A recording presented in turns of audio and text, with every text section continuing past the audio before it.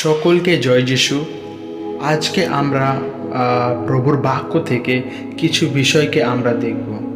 সেই বিষয়ের মধ্যে আমরা দেখব যে আমাদের জীবনে কি ভুলের জন্য আমাদের জীবনে ঈশ্বরের কাছ থেকে আসা ফল থেমে যায়। এই বাক্যকে আমরা আরম্ভ করার আগে আমরা প্রার্থনা। পরমেশ্বর পিতা, তোমায় ধন্যবাদ পিতা, আজকের দিন যে বাক্যকে প্রভু আমরা দেখছি, প্রভু এই বাক্য দ্বারা আমাদের জীবনে প্রভু বোঝার সেই ক্ষমতা জ্ঞানকে প্রভু আমাদের জীবনে তুমি দাও পিতা, যেন প্রভু তোমার কাছ থেকে আমরা আমাদের জীবনে সেই ফলকে আনতে পারি। সেই অনুগ্রহ আমাদের প্রত্যেকের জীবনে দাও, আমাদের পরিবারকে তোমার অনুগ্রহ দাও, যেন তোমাকে জেনে প্রভু আমরা তোমার নামের মহিমা করতে পারি। সেই দয়া সেই অনুগ্রহ আমাদের জীবনে দাও, ওই জন্য ধন্যবাদ। এই বাক্যকে বোঝার ক্ষমতা জ্ঞান তোমার আত্মার শক্তি আমাদের পুরো জীবনে প্রভু তোমার দেওয়ার জন্য প্রার্থনা শুনছো, গ্রহণ করছো প্রার্থনা প্রভু যিশুর নামে চাই, আমেন। আমরা দেখব যে আমাদের জীবনে না ফল আসার কারণ কি। কিন্তু আমার একটা প্রশ্ন, যে আমরা সবসময় আমরা জানি যে ঈশ্বরের বাক্যকে আমরা পড়ছি, ঈশ্বরের বাক্যকে আমরা জানছি, আমরা বাইবেল থেকে অনেক কিছু বাক্য পড়ে আমাদের জীবনে আমরা শিখছি, কিন্তু আমি আপনাদেরকে এই কথা বলতে চাই, শয়তানও আপনার জীবন থেকে সেই বাক্যকে নিয়ে চলে যেতে পারে। হয়তো আমরা বলতে পারি কি, আমরা যখন প্রভুকে জানছি, আমরা বাক্য পড়ছি, সেই বাক্য জেনেছি, প্রভুর কথাকে শুনেছি, সেই কথাতে কিচ্ছু হবে না আমাদের জীবনে, কারণ প্রভু যিশু আমাদের সঙ্গে আছে। কিন্তু আমি আপনাদেরকে একটা কথা বলতে চাইছি, আপনি যতই বাক্য পড়ুন, যতই বাক্য জানুন, শয়তান আপনার জীবন থেকে সেই বাক্যকে সরিয়ে দিতে পারে। হয়তো আপনি বলবেন কি করে, আপনি কি পাগলের মতন কথা বলছেন, কিন্তু আমি আপনাকে এটি বাইবেল থেকেই প্রুফ করে দেব যে আপনার জীবনে কি না থাকার কারণে শয়তান আপনার জীবন থেকে সেই বাক্যকে নিয়ে চলে যেতে পারে। আপনি ভাববেন না যে আপনি বা আমরা এটা চিন্তা করব না কি আমরা প্রভুর বাক্যকে জেনেছি, আমরা প্রভুর বাক্যকে পড়েছি, আমরা বাক্যকে প্রত্যেকদিন রবিবার হোক শনিবার হোক আমরা শুনি, আমরা সেই পালকের মুখ থেকে আমরা সেই বাক্যকে শুনি, আমাদের কিচ্ছু হবে না, আমরা সেই বাক্যতে আমরা ধার্মিক। কিন্তু আমি আপনাদেরকে বলতে চাই, সেই বাক্য আপনার জীবন থেকে শয়তান কেড়ে নিতে পারে, বার করে নিয়ে যেতে পারে। আপনি ভাববেন না কি বাক্য দ্বারাই আমি অনেক জ্ঞানী বা অনেক পবিত্র হয়ে গেছি, কিন্তু আমি বলছি শয়তান সেই বাক্যকে নিয়ে যাওয়ার ক্ষমতা শয়তানের কাছে আছে, আর সে কখন পাবে সেটিও আমি আপনাদের সামনে বাক্য থেকে বলবো। কিন্তু তার আগে আমি একটা আপনাকে উদাহরণ হচ্ছে, একটা যখন বীজ কে আমরা যখন লাগাই জমিতে বা কোনো ফসলের কাজের সময় বীজ লাগাই, তখন সেই বীজকে আমরা ভালো ফসল হওয়ার জন্য আমরা কি করি, আমরা তার জন্য মাটিকে তৈরি করি, মাটিকে ভালো কিছু করি। সে মাটির মধ্যে কোনো আগাছা থাকলে সে আগাছাকে আমরা বার করে দিয়ে আমরা সেই বীজটাকে রোপণ করি, যেন তার মধ্য দিয়ে একটা ভালো গাছ বা ফসল হয়, আর তার জন্য আমরা যত্নও নিই। হালেলুয়া। কিন্তু আপনি ভাবুন, বা আমি আপনাকে বলতে চাই, সেই বীজ আমি জমিতে নয়, কিন্তু আমি একটা পিচ রাস্তা, যেসব গাড়ি ঘোড়া যে রাস্তার ওপর দিয়ে যায়, সেই জায়গায় যদি আমি বীজকে রাখি, সেখানে কি গাছ হবে? মোটেও না, কারণ সেই জায়গাটা বীজের জন্য উপযুক্ত জায়গা নয়। তাই সেই জায়গায় সেই বীজটি কোনো কার্য করতে পারবে না, গাছ হতে পারবে না, সেখানে ফসল হতে পারবে না।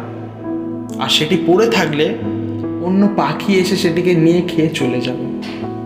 এটা বলার মানে এটাই যে আমাদের জীবনও এরাম, আমরা যখন বাক্যকে পড়ি, আমরা বাক্যকে শুনি, বাক্যকে বুঝি, সেই দরুন যদি আমরা না চলি, সেটি যদি আমাদের জীবনে আমরা সঠিকভাবে বুঝতে না পারি, সেই বাক্যটা হতে পারে আমি শনিবার, হতে পারে আমি রবিবারই শুনলাম, তারপর থেকে সেই বাক্যকে আমি মনেই রাখিনি, আমি ভুলে গেছি কি প্রচার হয়েছে বা কি পড়েছিলাম, তখন কি প্রতিজ্ঞা করেছিলাম, হ্যাঁ প্রভু তোমার বাক্য অনুযায়ী আমি চলবো।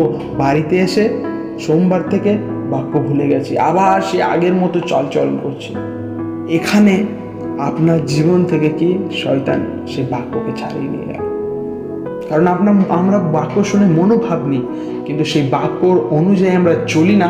ওই জন্য শয়তান আমাদের জীবনে কার্য করে থাকে, আর সেই জায়গা থেকে বাক্যকে সে নিয়ে চলে যায়। ওই জন্য আমরা একটি বাক্য দেখব, আমরা বার করব মার্ক লিখিত সুসমাচার তার 4 অধ্যায়ের 4 বাক্য আমরা পড়ব। এখানে লেখা আছে, বীজ বুনবার সময় কতগুলো বীজ পথের পাশে পড়ল, আর পাখিরা এসে তা খেয়ে ফেলল। আর তার সঙ্গে আমরা 4 অধ্যায় 14 এবং 15 নম্বর বাক্যকে পড়ব, তাহলে সেই কথাটির মানে আমাদের কাছে স্পষ্ট হয়ে যাবে। এখানে 14তে লেখা আছে, চাষি যে বীজ বুনেছিল তা হলো ঈশ্বরের বাক্য। সেই বীজকে এখানে ঈশ্বরের বাক্য বলা হয়েছে। এবং 15তে বলেছে, পথের পাশে পড়া বীজের মধ্য দিয়ে তাদের সম্বন্ধেই বলা হয়েছে যারা সেই বাক্য শোনে, কিন্তু শয়তান তখনই এসে তাদের অন্তর থেকে যে বাক্য বোনা হয়েছিল তা নিয়ে যায়।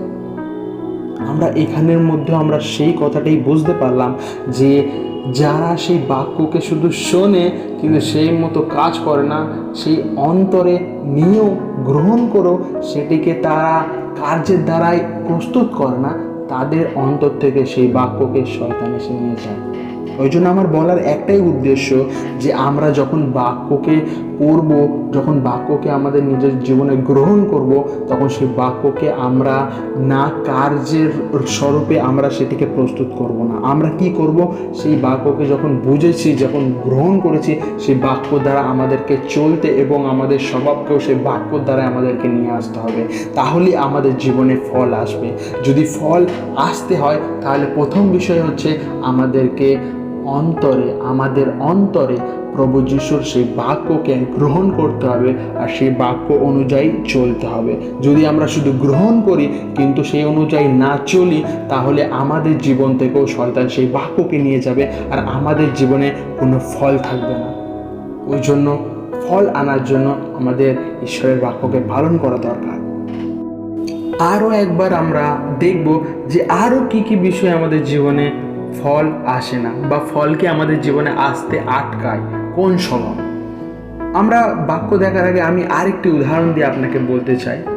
কিছু মানুষ আছে যারা মণ্ডলীতে যায়, যারা রবিবার প্রার্থনাতে যায়, যারা শনিবার উপবাস প্রার্থনাতে যায়, তারা কেমন ব্যক্তি। কিছু কিছু মানুষ আছে যারা যায়, পালকের মুখ থেকে বাক্যকে তো শোনে, সব কিছুই বলে, প্রার্থনা আরাধনা সব কিছু হয়, বাক্যও বলে, কিন্তু সেই সময় সেই সব বিশ্বাসীদের মন থাকে বাড়িতে।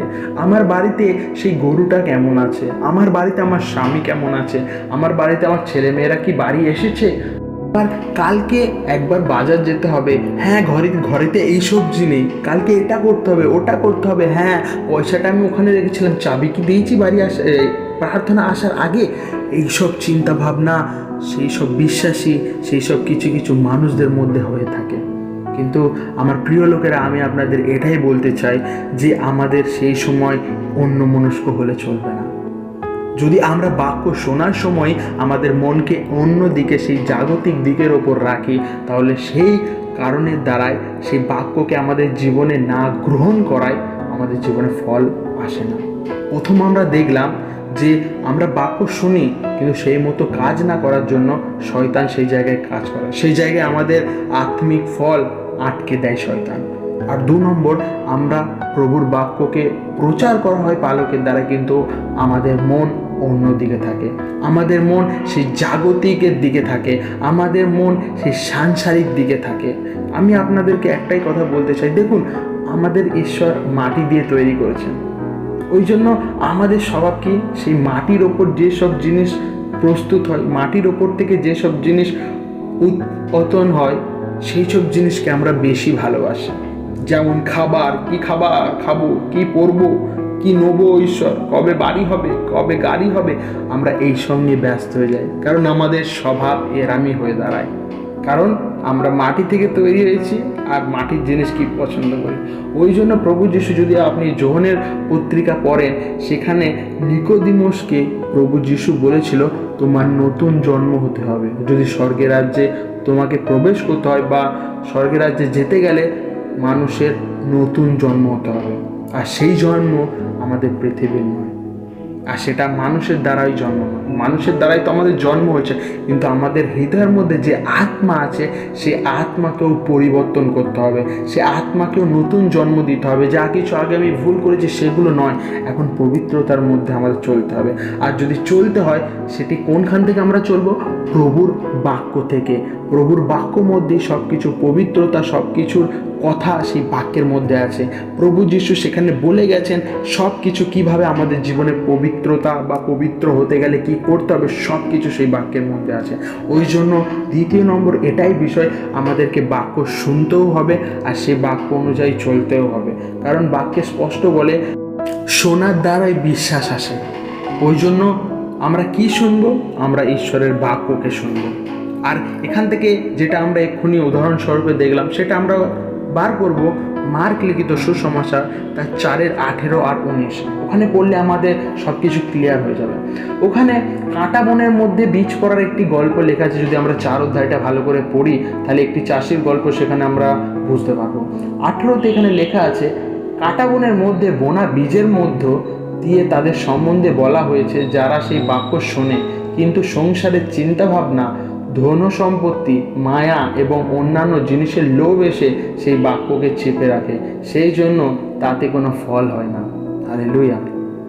দেখুন, আমাদের সেই কাটা ঝোপের মতো আমাদের জীবন, সেই জায়গায় বীজ তো পড়লো কিন্তু বীজকে সেই গাছ স্বরূপে আর বাড়তে দিল না, চেপে রাখলো। ওই জন্য আমিও আপনাদেরকে এটাই বলতে চাই, যখন আমরা মণ্ডলীতে যাই, আমরা ঈশ্বরের বাক্যকে শুনি বা পড়ি, তখনই যখন আমাদের চিন্তাভাবনা অন্যদিকে যায়, আমাদের চিন্তাভাবনা যখন সেই গরু কি খেয়েছে বা আমাদের কি পরবো কি খাবো এইসব চিন্তাভাবনার দিকে যাচ্ছে ঈশ্বরের বাক্য ছেড়ে, তাহলে আপনিও ভাববেন আপনার জীবনে সেই বাক্যকে আটকানোর ওই এক রাস্তা আপনার জীবনে আরম্ভ হয়েছে। আর এর কারণেও আমাদের জীবনে সেই ঈশ্বরের কাছ থেকে আশীর্বাদ বা ফল আসে না। ওই জন্য প্রথম আমরা দেখলাম যে ঈশ্বরের বাক্য যেমন আমরা গ্রহণ করেছি সেই অনুযায়ী আমাদের চলতে হবে, তাহলে শয়তান সেই জায়গায় বাক্যকে আমাদের জীবন থেকে আটকাতে পারবে না বা নিয়ে যেতে পারবে না। 2 নম্বর, আমাদের পালক যখন বাক্য বলবে বা যখন আমরা বাক্য পড়বো, যখন আমরা কারোর কাছ থেকে বাক্য শুনবো, আমরা সঠিকভাবে সেটিকে শুনে গ্রহণ করব। হালেলুয়া। এখানে বলার মধ্যে অনেক আছে।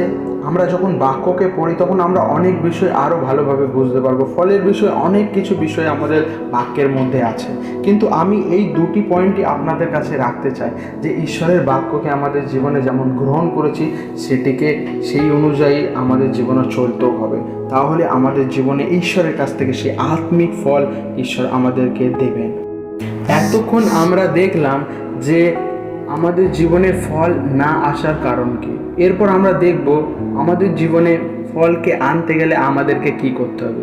এর জন্য আমরা একটাই পয়েন্ট দেখব যেখানে ক্লিয়ারলি বলা আছে। আর সে পয়েন্ট দেখার আগে আমি আপনাকে বোঝাতে চাই সেই বাক্যটা। দেখুন, একটা গাছে যখন ফল আনতে হলে যে ডালে ফল হয় সেই ডালটাকে সেই গাছের সাথে যুক্ত থাকতে হবে, তাহলে কি হবে? সেই ফল ধরবে। ওই জন্য আপনার আমার জীবনকেও যদি ফলবন্ত করতে হয় বা ফলকে আমাদের জীবনে দৃঢ়ভাবে রাখবো, তখনও আমাদের জীবনে সেই ধীরে ধীরে আত্মিক ফল আমাদের জীবন দিয়ে প্রকট হবে। আমাদের ফল দেখে অনেক মানুষ তারা জানতে চাইবে প্রভু যিশুর কথা। ওই জন্য আমাদেরকে যুক্ত থাকতে হবে। ওই জন্য আমরা একটি বাক্য বার করবো, যেটা হচ্ছে যোহন লিখিত সুসমাচার তার 15:4 বাক্য। সেখানে লেখা আছে, এখানে বলছে, আমার মধ্যে থাকো আর আমিও তোমার অন্তরে থাকবো।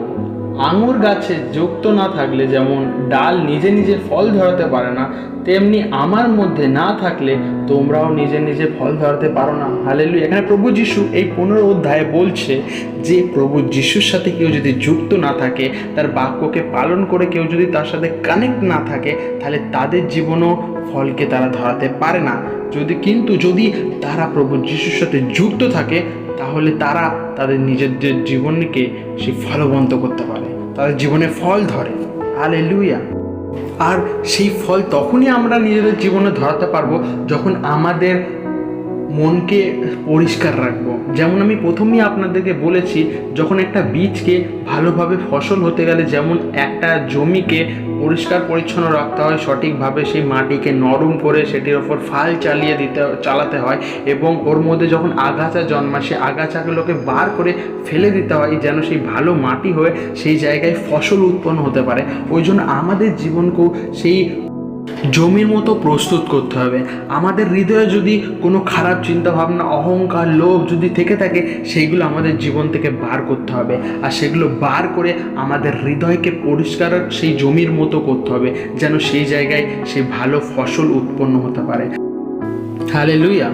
আমরা আরেকটি বাক্য দেখব, যে মার্ক লিখিত সুসমাচার তার 4 অধ্যায়ের 20 পদ। এখানে লেখা আছে, সেই জন্য তাতে কোনো ফল আসে না, আর ভালো জমিতে বোনা বীজের মধ্যে দিয়ে তাদের সম্বন্ধে বলা হয়েছে, যারা সেই বাক্য শুনে তা গ্রহণ করে এবং ফল দেয়। কেউ দেয় 30 গুণ, কেউ দেয় 60 গুণ, আবার কেউ দেয় 100 গুণ। এখানে লেখা আছে স্পষ্টভাবে, যে কেউ প্রভু যিশুর বাক্যকে শুনে গ্রহণ করে সেটিকে পালন করে, আর সেই পালনের দ্বারাই তাদের জীবনে ফল আসে। সে ফল কেমন হয়? প্রথমে 30 গুণ, তারপর 60 গুণ, তারপর 100 গুণ। যেমন একটি ফলও ধীরে ধীরে বাড়তে সময় লাগে, সেমনি আপনার জীবনেও সে আত্মিক ফল ধীরে ধীরে ধীরে ধীরে আরও বেড়ে যাবে। ওই জন্য আমি আপনাদেরকে একটাই কথা বলতে চাই, প্রভু যিশু সেই বাক্যকে শুনে আপনি চলুন। সেই বাক্যের মধ্যে আপনার আত্মিক ফল আছে, আপনার জীবন আছে সেই বাক্যের মধ্যে দিয়ে। আপনি যখন সেই বাক্যের মধ্যে দিয়ে চলবেন, আপনার জীবনে কোনো দুঃখ বা কষ্ট আপনাকে খেয়ে ফেলতে পারবে না। সেই জায়গায় আপনার জীবনে শয়তান কোনো কাজ করতে পারবে না। আপনি হতে পারে আপনি খেতে পাচ্ছেন না, কিন্তু প্রভুকেও সেই জায়গায় ধন্যবাদ দিন, কারণ প্রভু বলছে যে আমি আমার সন্তানদের কি প্রয়োজন, কি দরকার, আমি তাদের সঠিক সময় দিই। হালেলুয়া। ওই জন্য প্রভুর প্রতি বিশ্বাস করুন, প্রভুর বাক্যকে অনুযায়ী চলুন, তাহলে আমাদের জীবনেও সেই প্রভু যিশুর কাছ থেকে আসা ফলকে আমরা পাবো। যেমন একটি আঙুর গাছের সেই ডালপালা যুক্ত না থাকলে ফল নিয়ে আসতে পারে না, তেমনি আমরাও প্রভু যিশুর সাথে যুক্ত না থাকলে আমরাও আমাদের জীবনে ফলকে নিয়ে আসতে পারি না। ওই জন্য আজ থেকে আমরা এটাই শিখলাম যে এখান থেকে, যে আমাদের বাক্য শুনলে নয়, কিন্তু আমাদেরকে সেটাকে গ্রহণ করে পালন করতে হবে। আমরা বাক্যকে সেই অ্যাভয়েড করব না, কিন্তু আমরা সেই বাক্যকে সঠিকভাবে শুনবো, ঈশ্বর কি বলতে চায় সেটিকে জেনে আমরা সেটিকে প্রস্তুত করব আমাদের জীবন দ্বারায়। আর আমরা প্রভু যিশুর সাথে যুক্ত থাকব, তাহলে আমাদের জীবনে আমরা ফলকে আমরা নিজেরা দেখতে পাবো। হালেলুয়া। আর আমরা সেই জায়গা থেকে উদ্ধার পাবো যে জায়গায় শয়তানের কার্য হয়। সকলকে জয় যিশু। এই বাক্য দ্বারা ঈশ্বর আপনাদের সকলকে আশীর্বাদ করুন। হালেলুয়া।